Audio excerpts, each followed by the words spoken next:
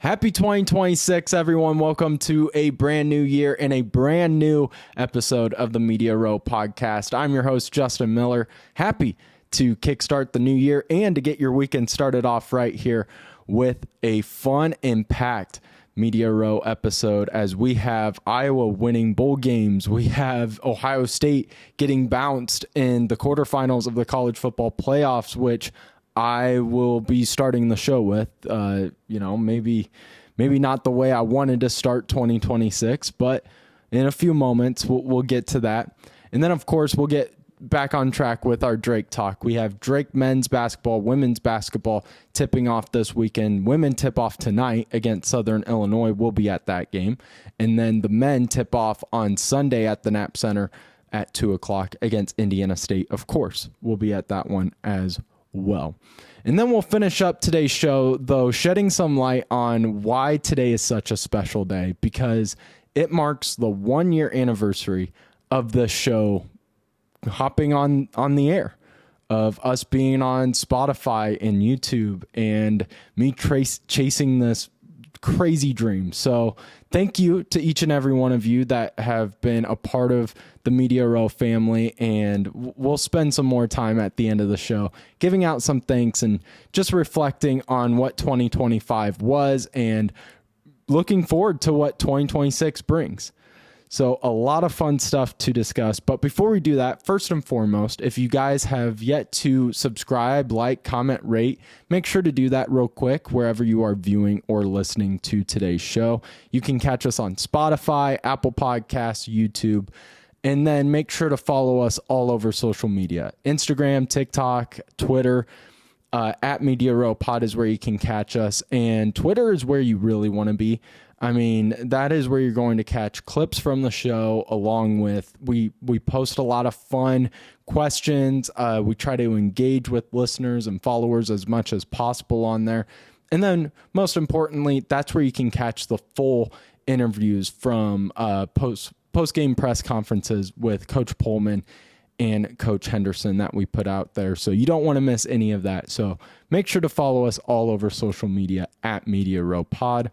And then these shows aren't possible without sponsors, so we have to give a huge thanks to Kelly's Little Nipper, 1701 East Grand Avenue in Des Moines, where you can catch them. And that's where you're going to have great drinks, you're going to have great food, but you're going to meet some really incredible people. Jeff and his staff are absolutely amazing. They were the first business to hop on with us here on this show and really support us when we didn't have much support.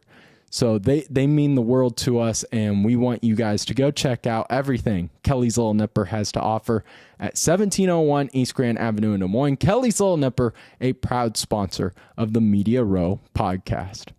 I owe Miami an apology. I underestimated the Hurricanes greatly. They came out and they punched the reigning national champs in the mouth and did not let go. They put the pressure on Ohio State and Ryan Day, Julian Sayin, Jeremiah Smith from the kickoff and never quit. Let's start with that defense. I knew Miami's defense was good. I didn't know they were great. I knew they were really good. I saw the stats. I watched the games. They were good. They were really good. They were great against Ohio State. I mean, Ruben Bain Jr., that entire defensive line, 7 sacks against Julian Sayin. They forced Sayin to have to make quick decisions, uncomfortable decisions, and poor decisions. Look at that pick six. Let's start there.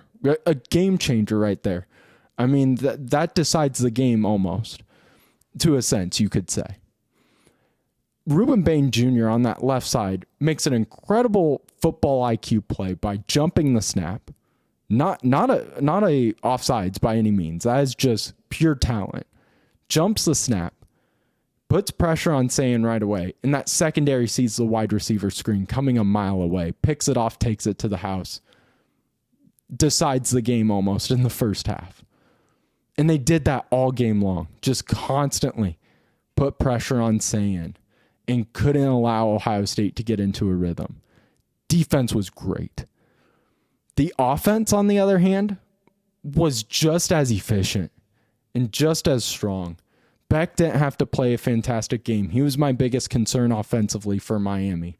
My biggest concern for Miami, to be honest. Not even just as an entire whole. He didn't have to play great because of how physical his offensive line was and his running backs were. You watch those first downs, they're getting 5 to 6 yards each run on first down. So you're setting up your offense for success with second and short, second and manageable. And that's what you have to do against a great defense at Ohio State as well. That is the best defense in college football, not even just coming from me, but statistically. And they put Ohio State on their heels. They tired them out because of how physical they were. And Ohio State just defensively couldn't get off the field. You had Miami go 7 of 14 on third down. That is successful. That is efficiency to a T. I mean, you can't ask for much more as a Miami fan going up against a great Ohio State defense, putting up those numbers. And then Ohio State, on their side of things, they just missed opportunities. Shocker, Fielding misses another chip shot field goal. They lost the turnover battle. And then on the other side, while the defense can't get off the field, the offense can't stay on the field. They were 3 of 10 on third down. So kudos to Miami. And I underestimated them. I didn't have faith in them. And I was proven wrong. Kudos to Miami. And here's to hoping that I make better decisions in 2026. Did not expect to start my first episode of the new year having to apologize for a take that aged like fine milk, but brutal. And then the worst part of it, and I knew this was the risk. I knew it was the risk I was taking. Went over to my best friend's house for New Year's Eve. So you got everyone partying, and we're all hanging out, got the TV on, watching the game. And the first half, Ohio State's down 14-0. And all my buddies are chirping in my ear. Oh, you're nervous now, aren't you? And I'm like, plenty of time. Ohio State likes to start slow. Hate it, but they like to start slow. Chirping in my ear. I get silent with about 4 minutes to go in the third. And it's like sharks with blood in the water. All my friends are like, oh, he's nervous now, legitimately nervous. And then for Ohio State to lose, all I'm hearing is, man, I thought Miami stood no shot. I didn't think they had a chance. Bad take. I'll own up to it. Hand up accountability. Bad take. Brutal. And I had to hear from it on social media. We had fun with it. You know, I used that line of like age like milk. Used that a couple of times on TikTok and Twitter. We had fun with it. It's part of this gig. It's not the first time I've made a bad pick or a bad beat. And I promise you, I'll try to make better ones. I'll always work to be better. I promise you it won't be the last time. It won't be the last time you hear a bad beat here on this show. But kudos to Miami. And also kudos to Indiana, who looks unbelievable. We got the Oregon pick right, so at least we got one pick right. I don't know. Something in my gut told me Texas Tech wasn't winning that game. I did believe Oregon was the better team. I did not see Oregon going out there and absolutely handling them. I thought it would be a closer game. But we got some picks right, but we definitely got that Miami one very, very wrong. But let's jump back into what we're better at. We're more accustomed to on this show. The whole reason this show is made, and that's to talk about Drake athletics, as the Drake men tip off against Indiana State Sunday at 2:00. We will of course be at that game at the Knapp Center. You have Indiana State 8-6, and then you have Drake 7-7, coming off of again, in my opinion, their worst loss of the year so far, where they got absolutely handled and destroyed at home against Illinois State. And that's the first thing I want to talk about when previewing this game are the vibes of each team coming into Sunday's matchup.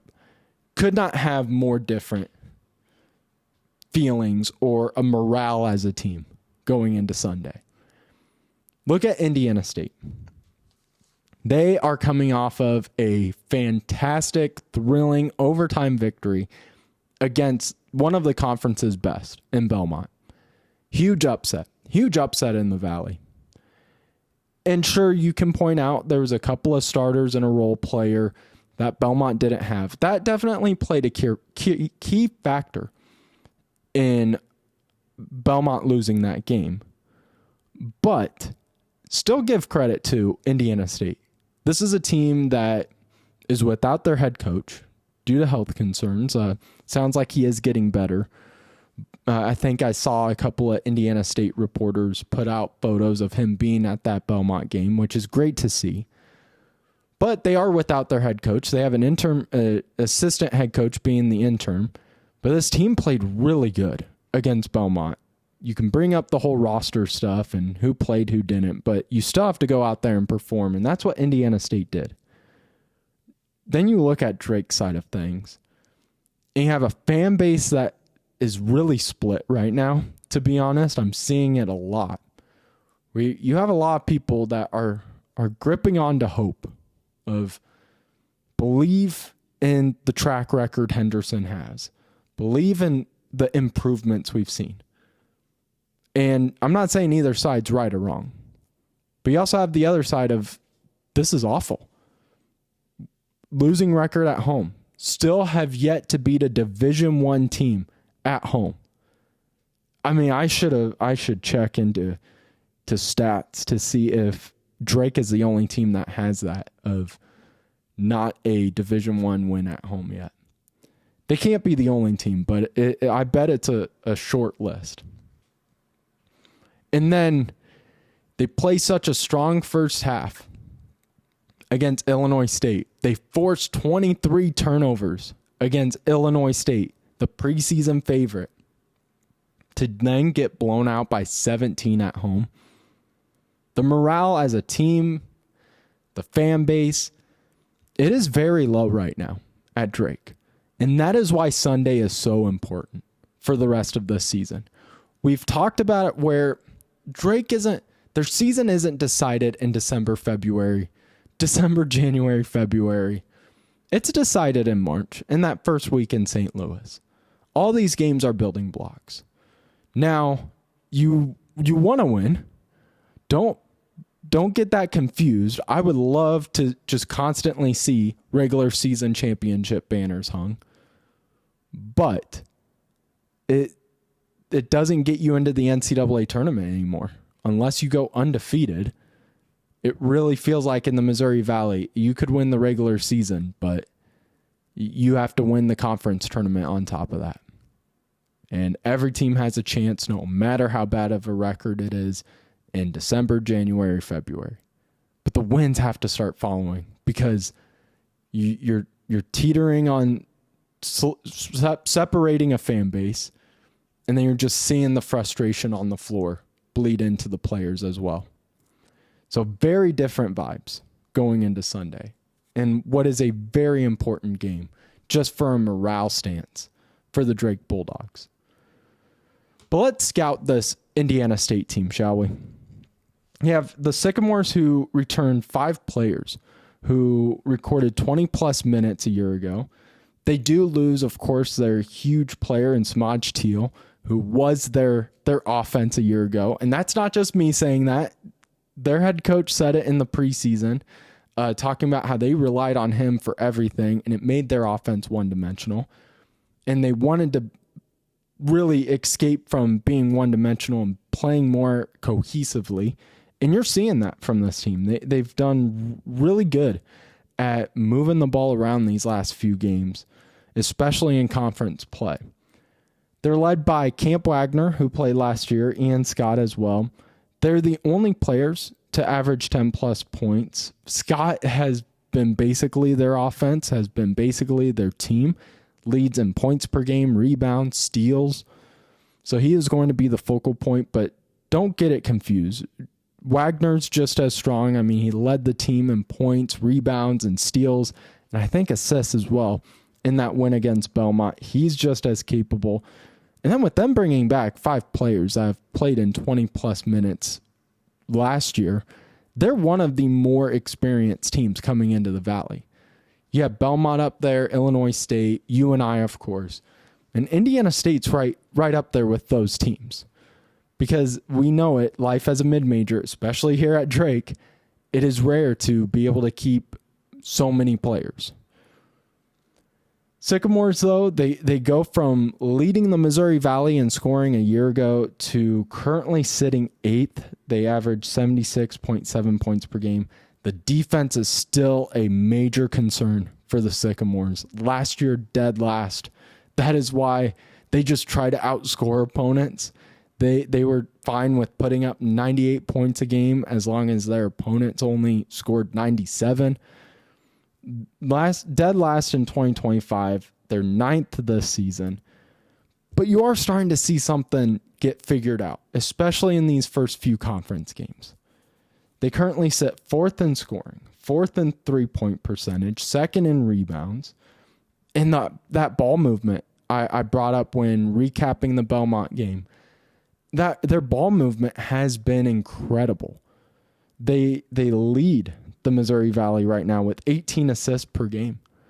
And they had, I think it was 26 on or it was 24 for 28 shots, something on that line against Belmont, where it was beautiful to watch. It was really fundamentally sound basketball. And that's a huge concern for Drake because we've talked about it, especially after that Illinois State game. That perimeter defense was non-existent for Drake in that second half against Illinois State. They were miscommunicating. They were forgetting guys on the floor. And if you're going up against a team that moves the ball so well, it's cliche, but it's true. The ball moves faster than the players. And if you have a team like Drake that is still struggling to find that identity offensively, or defensively, I should say, along with still having rising concerns of miscommunication, misplacement on the defensive end, especially around that perimeter, they're going to struggle. That is a huge key for Sunday for Drake. So you have Indiana State slowly figuring things out. You have a Drake team that is still kind of stuck in the mud and finding their identity defensively, trying to not panic offensively when they get down in games. And I'm trying to not fall for the recency bias.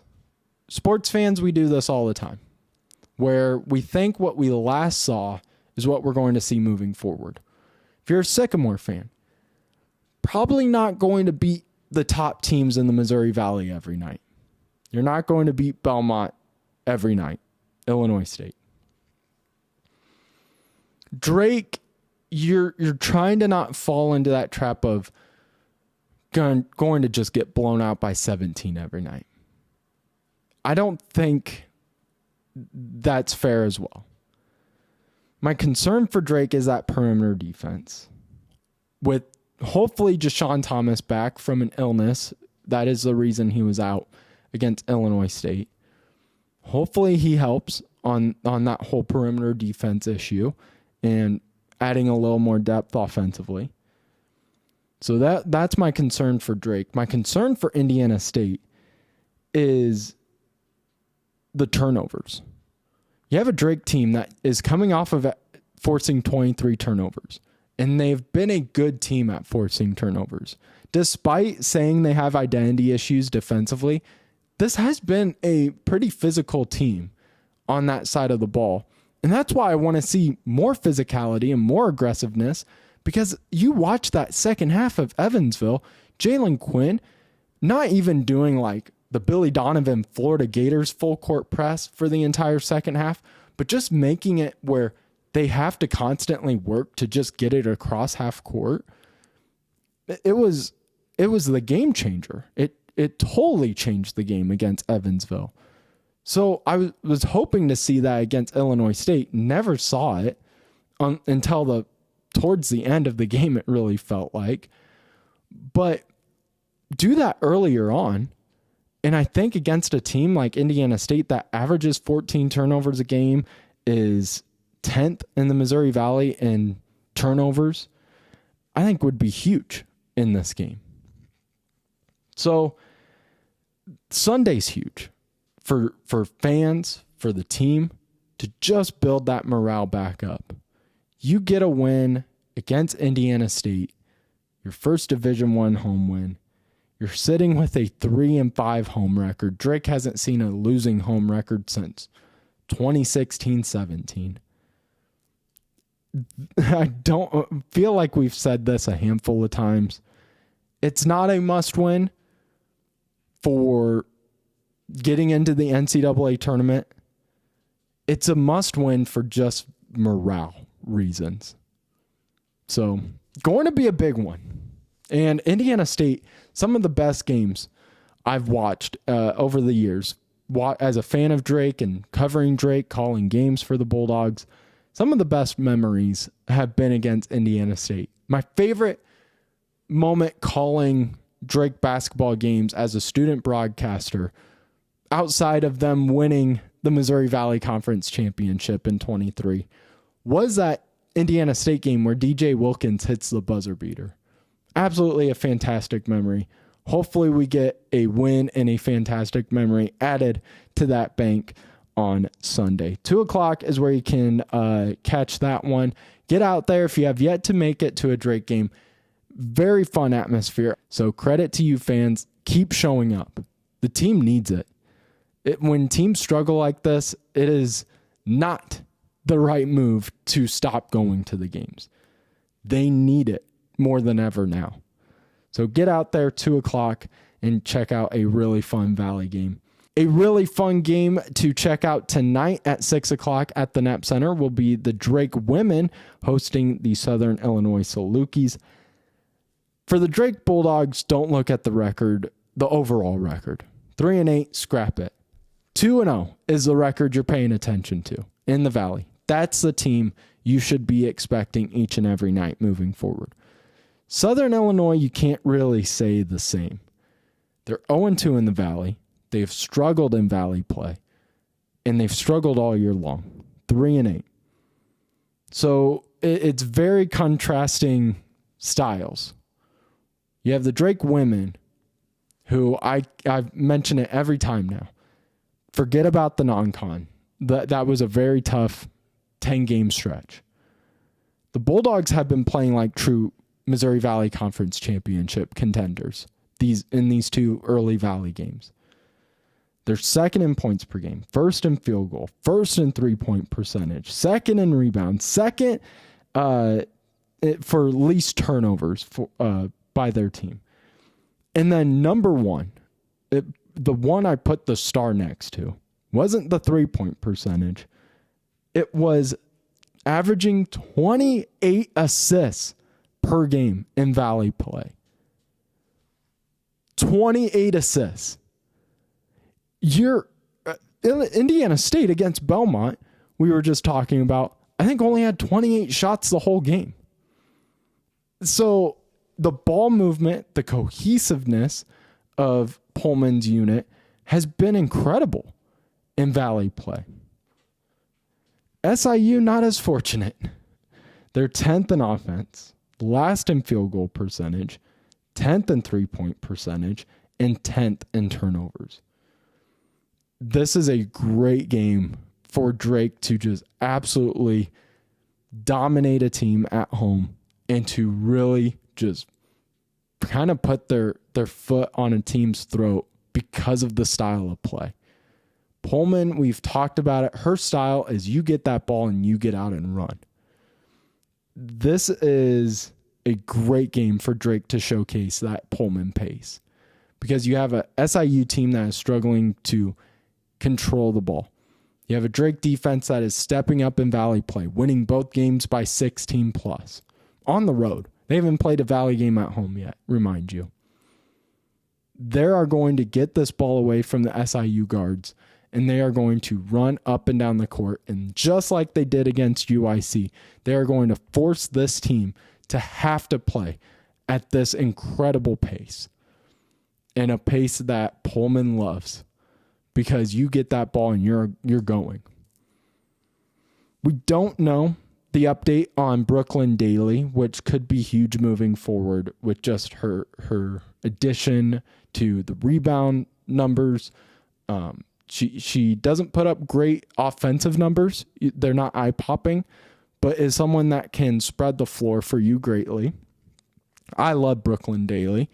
When I saw her go down against UIC, I thought against the Flames that could have been a game-changing moment. Luckily, Drake was able to push through that adversity, and hopefully we hear that it wasn't anything major, and we'll get to see her moving forward in the year. So we'll keep you updated on that one.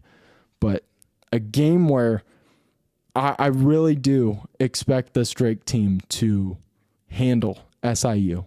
When you watch these two teams play, you're looking at the numbers, everything points to Drake handling the Salukis. So should be a fun one. 6 o'clock tonight at the Knapp Center.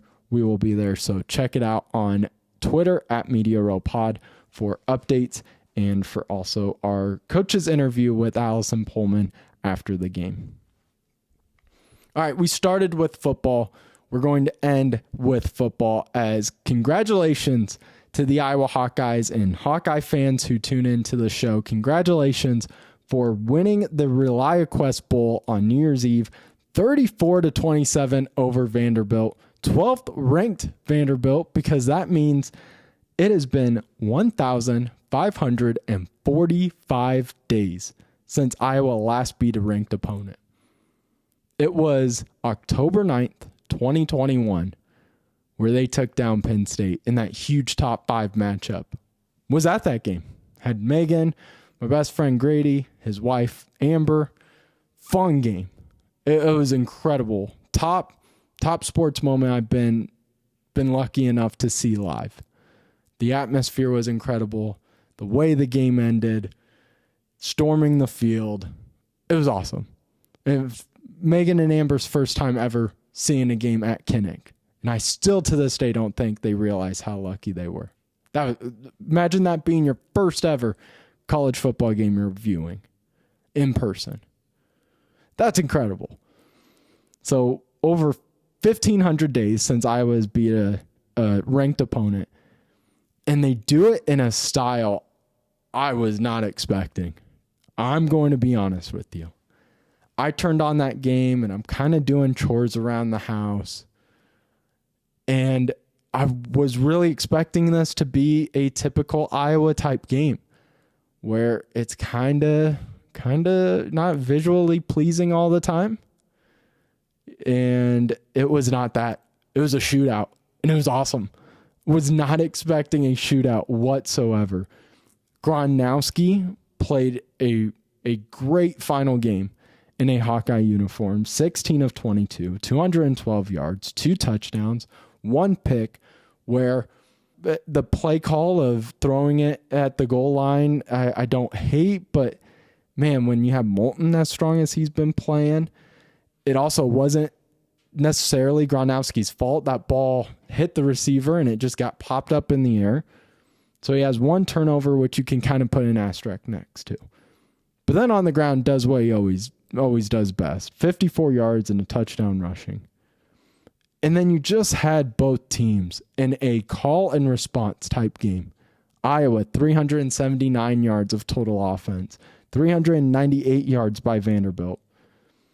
The deciding factor for these offenses was Iowa on 3rd down was 6 of 12, while Vandy was 2 of 9. Leave it to Phil Parker. I saw this incredible stat, and I want to make sure I get it right here. So Iowa ends 2025 allowing just 16.1 points per game. That is now the 10th consecutive season the Hawkeyes have allowed fewer than 20 points per game. No other FBS program currently has a streak longer than 4 years. In Iowa, it's been a decade. That's credit to Phil Parker.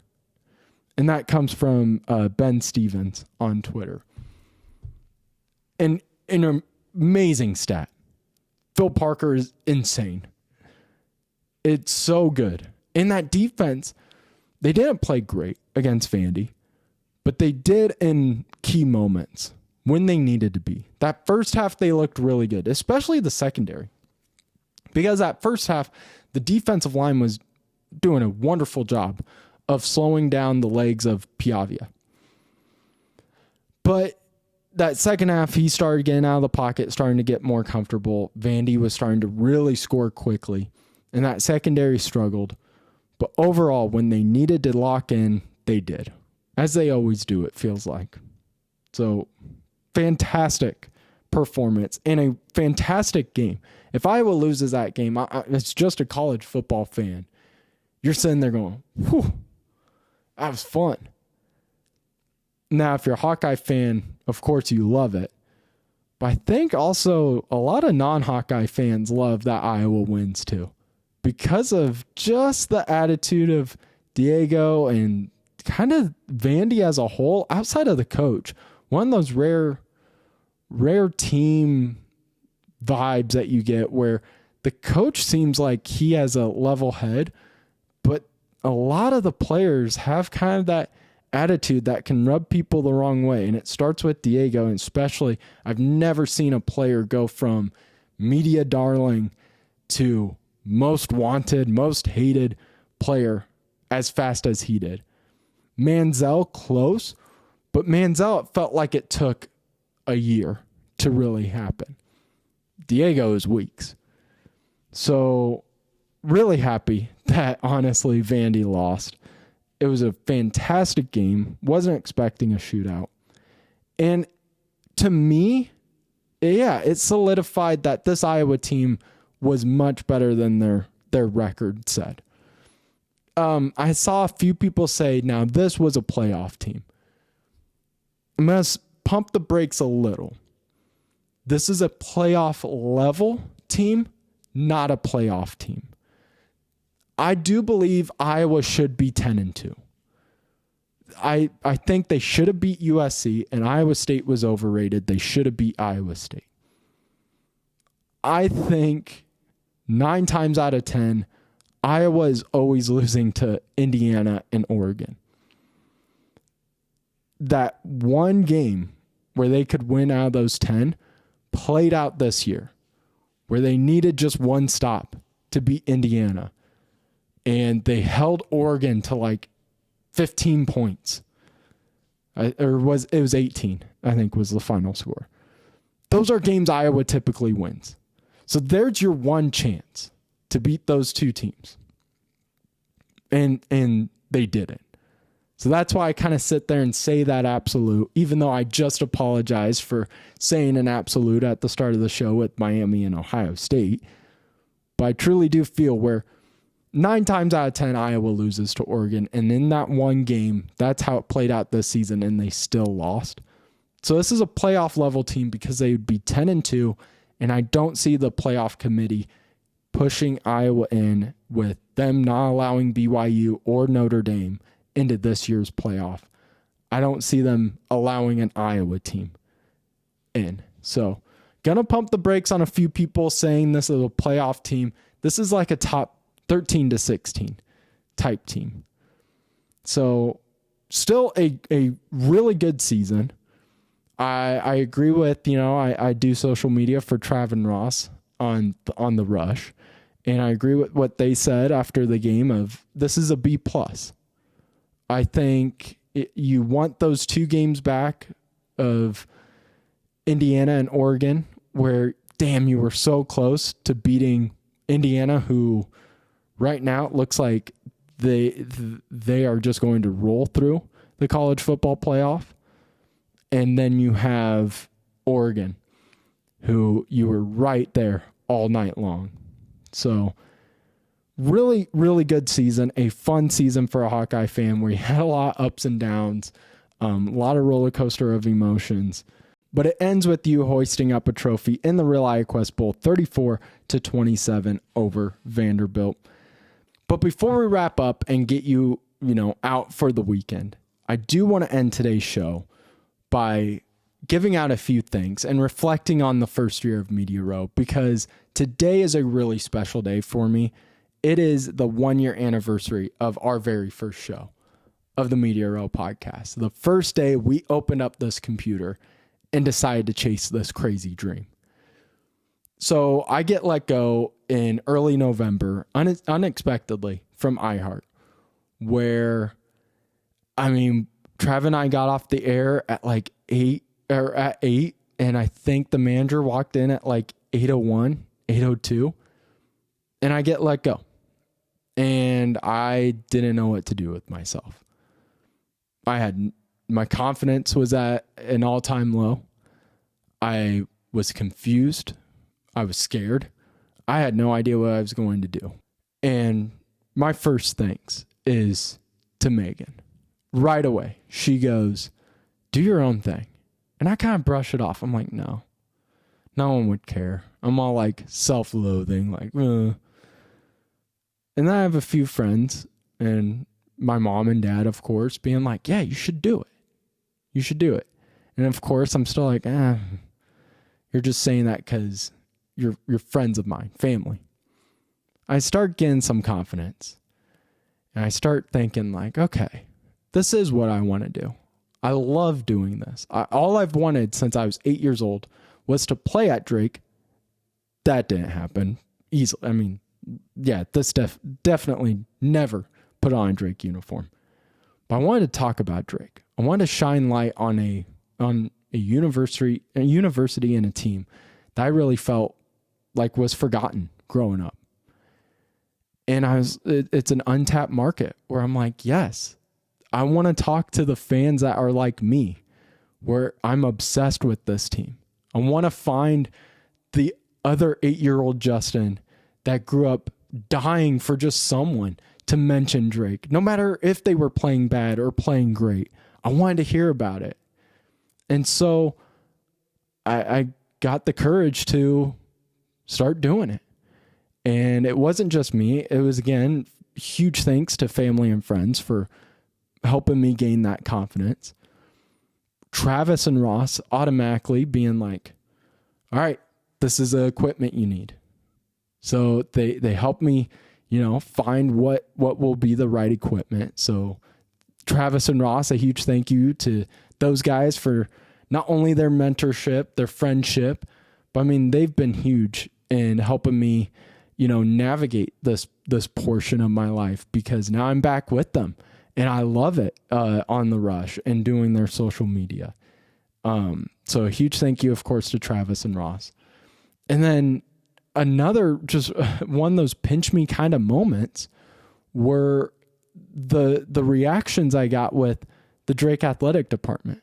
Brian Harden, Dave Schindler, Jack Bloom, those guys, their support of the show, of me, is not what I'd expect.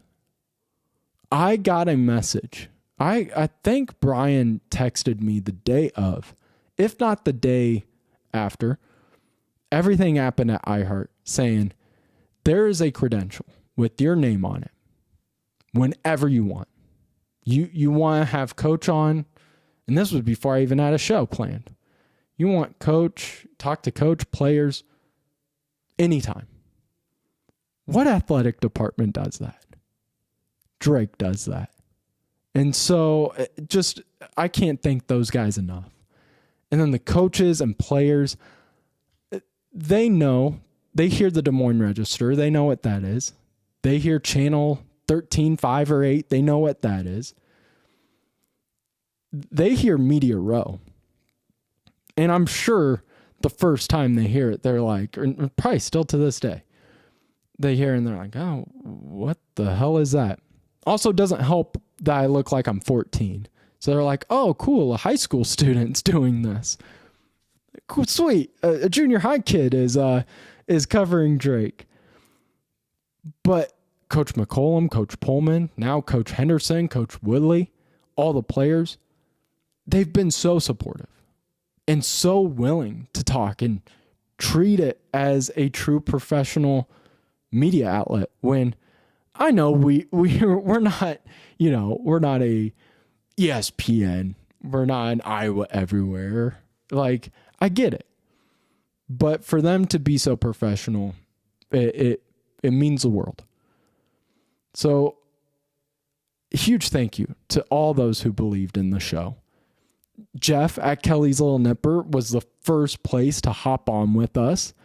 I mean, I went over there and asked for money before we even had our studio decorated. I don't even think I had my microphone stand set up yet.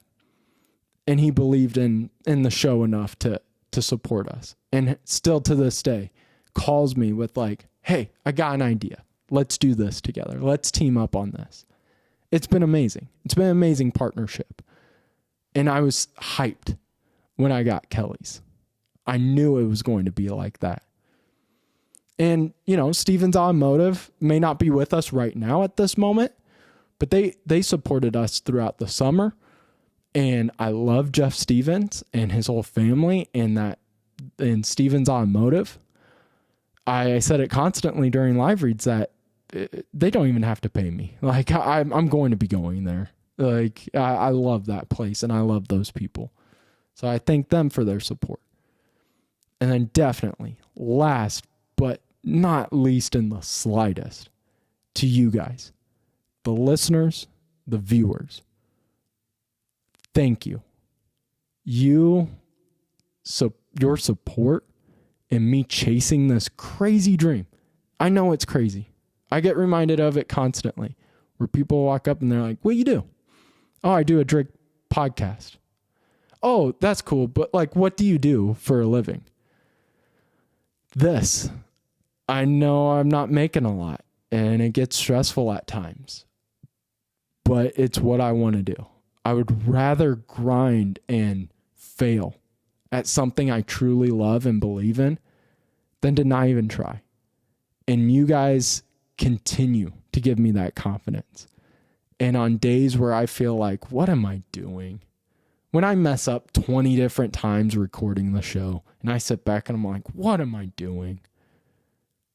I will put out a show and be like, I could have done better. Do it every time. And I will see the support. And it's like, I love that people care enough to listen. And you don't even have to listen to the whole show. And I know I ask you guys to click subscribe. I know for you guys, it's like, all right, I'll click a button. But to me, it means the world. It truly means everything. And the best part isn't the views, the downloads. The best part is sitting at the Knapp Center and having a listener, a Drake fan, come up and they don't even have to say, hey, I'm a fan of the show. It's just, hey, what do you think about this? And we talk about the team. That is all I've ever wanted as a kid, was to just be a Drake fan and talk to Drake fans about this team. And to talk about other sports too. Like, one of the craziest things so far in our first year was the whole Matt Campbell chaos happening as a Drake game is going on. And people constantly walking up being like, did you hear about this? So thank you to each and every one of the listeners. And I know I'm missing names. Like, I could go on for 5 hours thanking people. Casey and Devin doing the Drake photos, allowing me to use their great photos on this show. I don't pay them. They just do it because they're great people. And it makes the show look so much better. So thank you to Devin and Casey so much. And there's so many other people I could thank, and it would just take 18 hours to do. But just know you're not forgotten. If I didn't say your name, I apologize. You're not forgotten. Everyone that has supported us in 2025 and continue to support us in 2026 means the world to me. Thank you for allowing me to be in your car, your phone, your house for 2025. And I look forward to the special things we're going to build in 2026. So a really fun show. Excited for this weekend. Excited for the new year. We'll kick it off with a brand new week on Monday on the Media Row podcast.